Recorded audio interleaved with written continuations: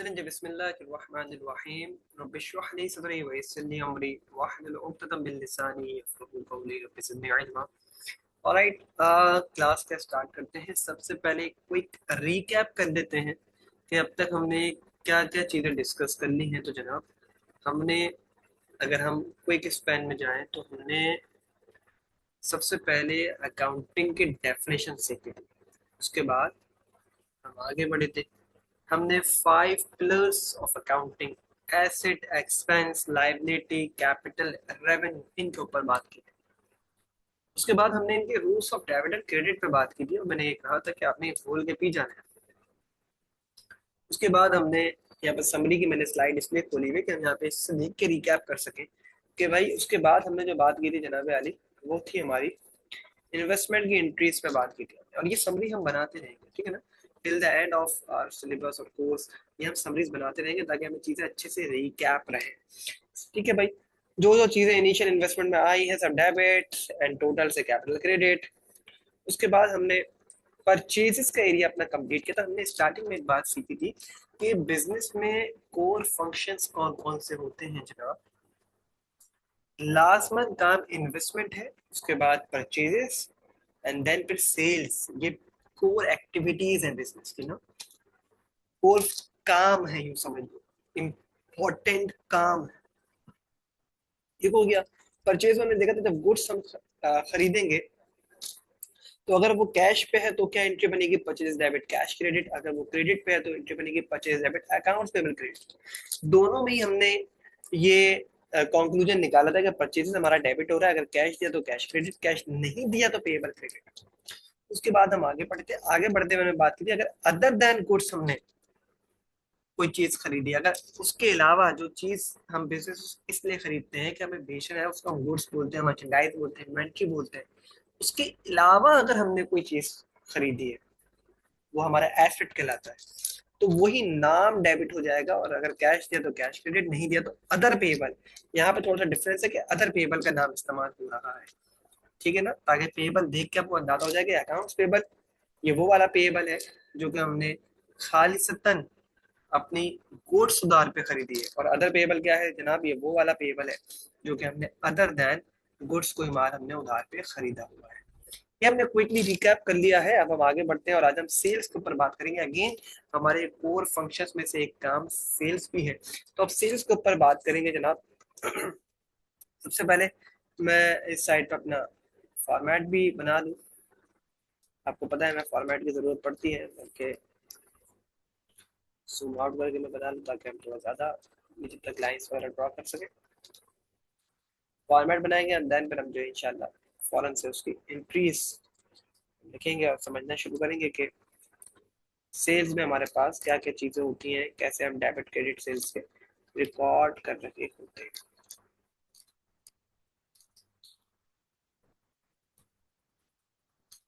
Again आपकी तवज्जो रहेगी, कंसंट्रेशन फुल रहेगी तो इंशाल्लाह बिल्कुल भी जैसे कि अब तक हम चीज़ें एकदम स्मूथली करते हुए आए हैं तो इंशाल्लाह ऐसे ही स्मूथली हम जो है चीज़ें सीख जाएंगे।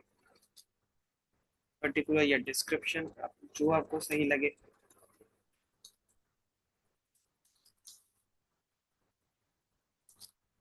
ये हमारा बनता है सर पी आर का, इसको हम बोलते हैं डेबिट, या हम इसको डन हो गया जनाब। तो अब आ जाते हैं थोड़ा सा, चले लेट से पहले हमें ट्रांजैक्शन लिखी हुई आई है। तो देखें, एक चीज समझ लें, सेल्स में भी दो बातें हैं। अगेन सेल्स हमारे पास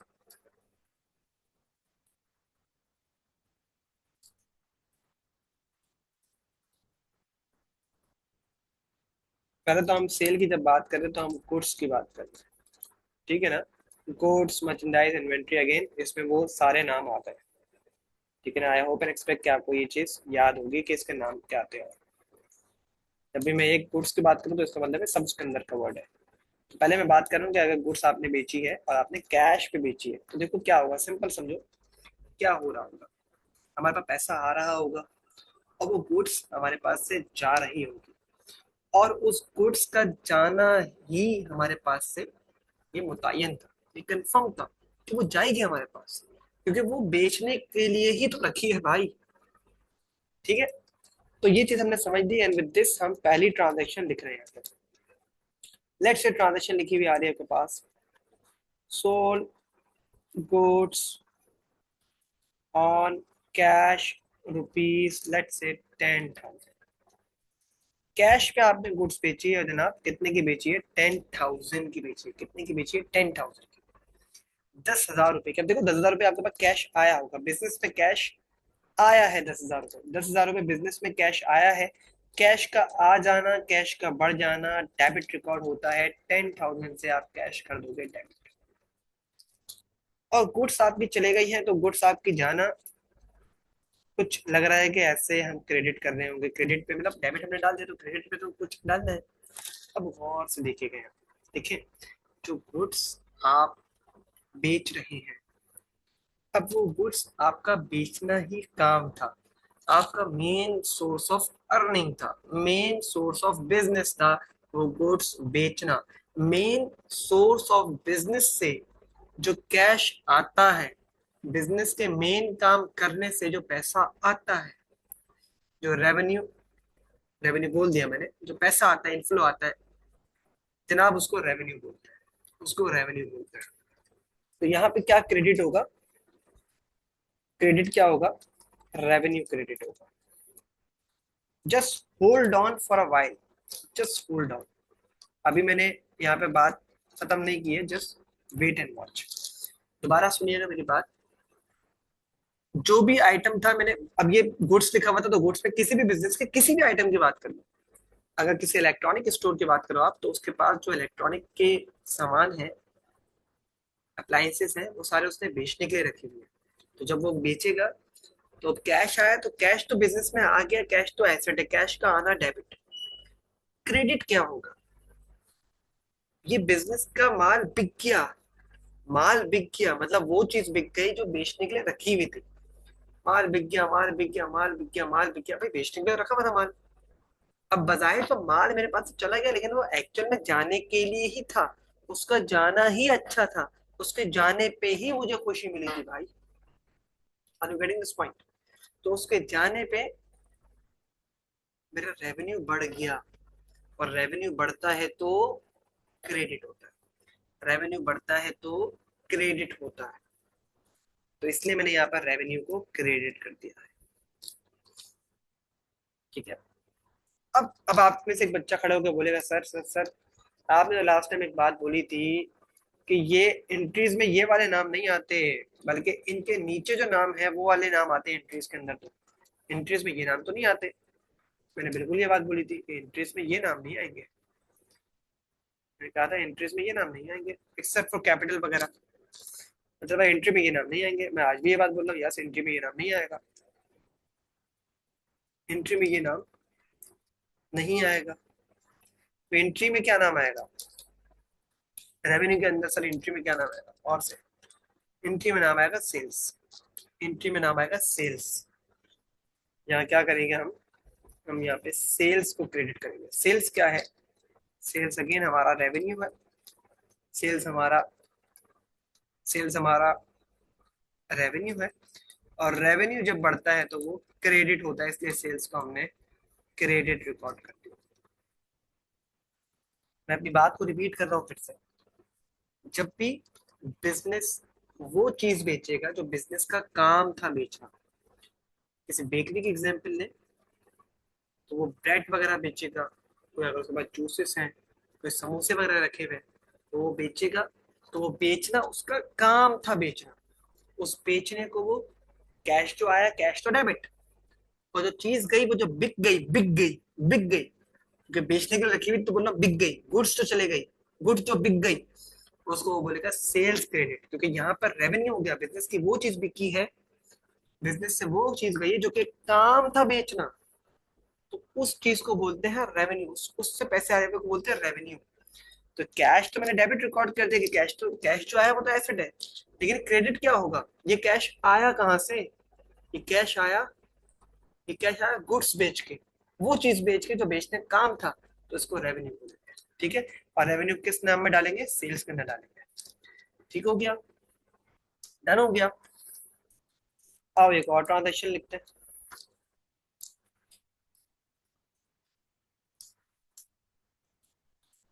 sold inventories for cash ₹50,000। Again for cash है और ₹50,000। जनाब अली, अगेन क्या होगा, कैश डेबिट हो जाएगा एंड सेल्स क्रेडिट हो जाएगी विद ₹50,000। तो देखें, केस बड़ा सिंपल है।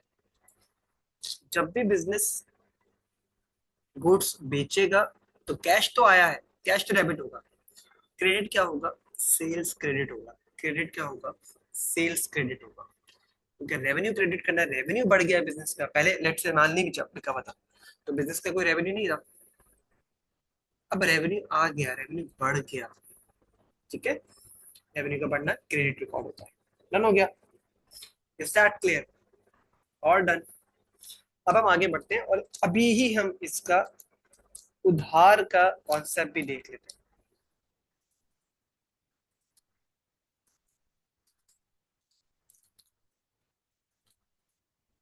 ऑन क्रेडिट बोले या ऑन अकाउंट बोले?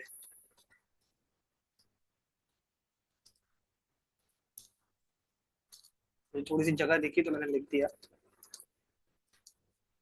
तो कोई बुरा ना माने कि कैश के टाइम पे जो है छोटा लिखा, यहाँ पे डबल डबल नाम ले लिया मैंने। अगेन यहाँ पे गुड्स की बात हो रही है,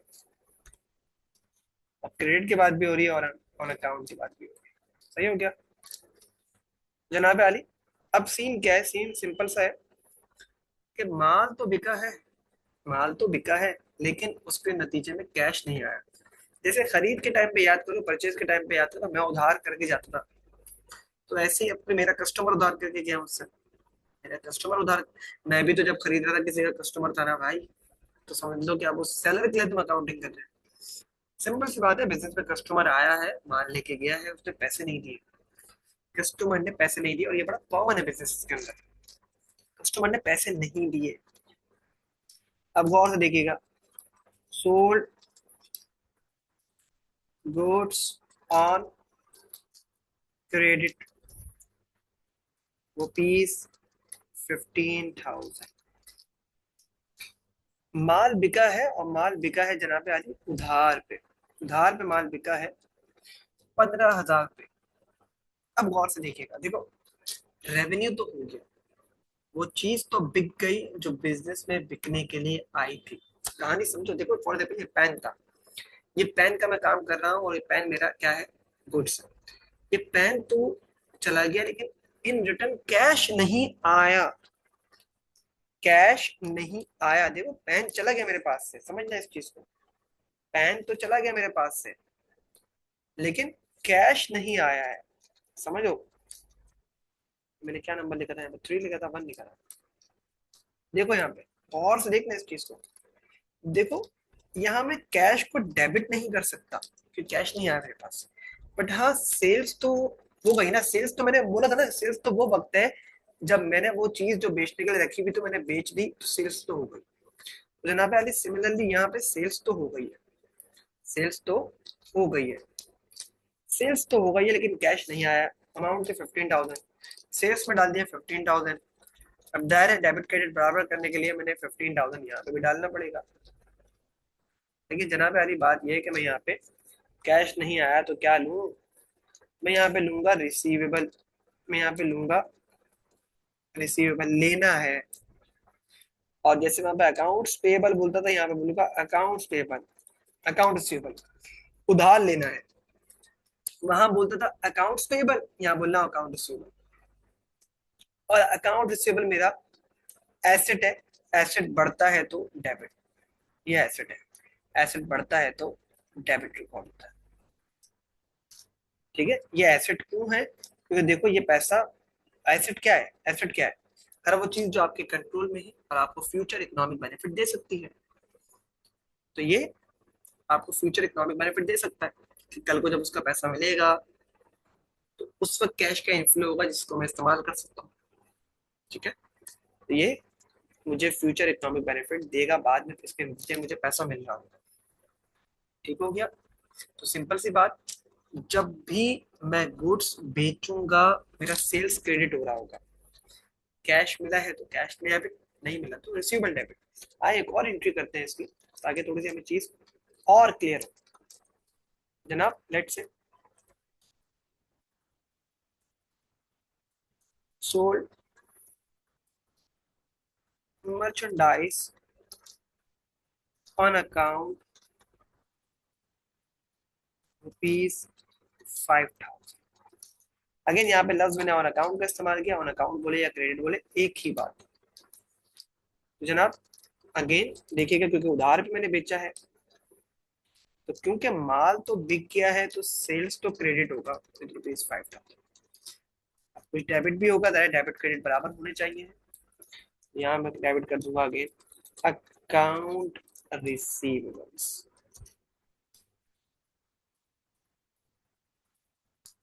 ठीक हो गया भाई। तो अगेन अकाउंट रिसीवेबल क्या है, अकाउंट्स पर एसेट है। और पहले ये अकाउंट रिसीवेबल नहीं था, जब मैंने माल नहीं बेचा तो देखो मुझे किसी से पैसे नहीं लेने थे। अब मैंने माल बेचा है तो मुझे पैसे लेने हैं, मतलब पैसे लेना बिजनेस में आया है। तो रिसीवेबल का बिजनेस में आना, बढ़ जाना, डेबिट।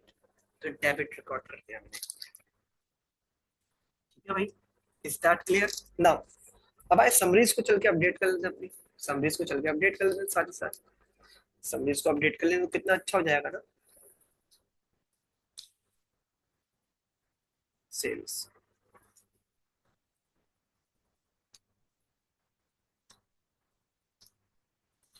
अगेन एक पॉइंट क्या है, अगर हमने गुड्स को बेचा है, अगेन गुड्स में भी क्या बात है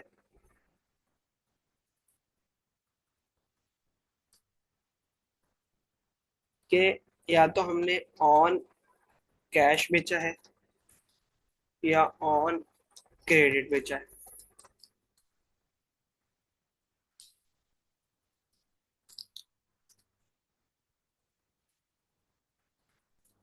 ठीक हो गया। तो अब गौर से देखिएगा प्लीज, गुड्स अगर हमने बेची हैं और ऑन कैश बेचा है गुड्स को हमने, तो हम कैश डेबिट करते हैं जनाब, और सेल्स क्रेडिट करते हैं।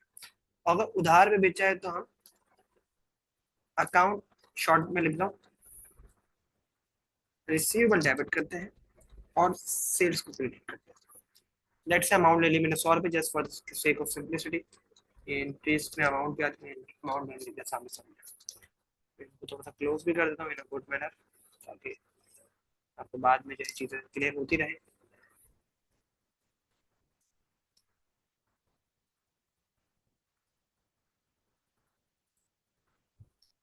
ठीक हो गया। तो जनाब हमने क्या चीज़ पढ़ी आज की क्लास के अंदर, हमने ये चीज़ पढ़ी कि सेल्स के अंदर हम अगर हमने गुड्स मर्चेंडाइज इन्वेंट्री की सेल्स कर रहे हैं तो दो बातें हो सकती हैं। पहली बात तो या तो वो सेल्स कैश पे हो या तो वो सेल्स क्रेडिट पे हो, मतलब उधार पे, मतलब उधार पे। ठीक है। तो जनाब आली अगर तो वो सेल्स कैश पर है तो कैश हमारे पास आएगा, और वो कैश खालिसतन सेल्स से आ रहा है, रेवेन्यू से आ रहा है, तो हम सेल्स को क्रेडिट कर देंगे। रेवेन्यू बढ़ता है तो क्रेडिट। और अगर हमने माल बेचा है उधार पे तो माल तो गया, सेल्स तो हो गई, रेवेन्यू तो हो गया है, माल तो बिक गया है, बट क्योंकि उसके नतीजे में हमें कैश नहीं आया है, तो कैश नहीं आया तो कैश लेना है, उधार लेना है, तो अकाउंट रिसीवेबल हम डेबिट कर रहे हैं। ठीक है। नेक्स्ट सेशन में इसका दूसरा एरिया कवर करेंगे। आपको पता है कि दूसरा एरिया कौन सा बनेगा हमारे पास, कि अगर हमने वो चीजें बेची हो जो बिजनेस का काम नहीं था बेचना लेकिन बेच ली। रिमेंबर परचेज में हमने ऐसे किया था, क्या बोलेंगे उसका, अदर देन गुड्स। ठीक है भाई। अदर देन गुड्स अगर हमने कुछ बेचा है तो जनाब आली उसको हम कैसे रिकॉर्ड करेंगे, ये हम इंशाल्लाह नेक्स्ट क्लास में हम देख रहे होंगे। ठीक हो गया। तब तक के लिए अल्लाह हाफिज।